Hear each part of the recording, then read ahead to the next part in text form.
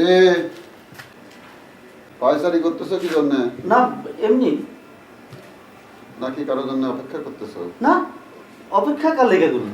না মানে তোমাকে এই বয়সের পোলাপানের তো বিশ্বাস নাই। মামা আপনি কি কইতে চান? কি কইতেছি বুঝো না? না, কলির খবর কি? কলির খবর কি মানে? আরে কলির খবর তো তোমার কাছে, তোমরা দুজন গল্প সল্প করো। আমার কাছে তার কোনো খবর নাই। কেন তোমার কাছে তার কোনো খবর নাই?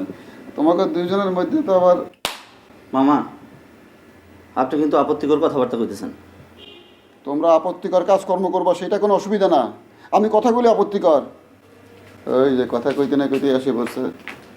লাল শোনো, বিবাহিতা নারী আর সাত মোহরের মরিচ কিন্তু সমান ঝাল।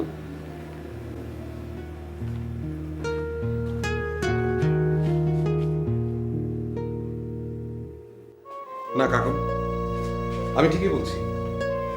জীবন এরকম কেন হবে? আমি তো আমার পুরনো সম্পর্কের কাছে ছুটে যাইনি। তাহলে আমি কে? আমি তো নতুন কেউ না। তোমাদের সেপারেশনের আগে যদি আমি তোমাদের দুজনের সামনে গিয়ে দাঁড়াতাম আর রিয়া যদি সেটা জানতো, তাহলে কি হতো বলো? কথা বলছো না কেন সাফাত? রিয়ার কোনো খোঁজ পেলে? না। কি বলছো? মেয়েটা যাবে কোথায়? সব আত্মীয় স্বজনের বাসায় খোঁজ নিয়েছো?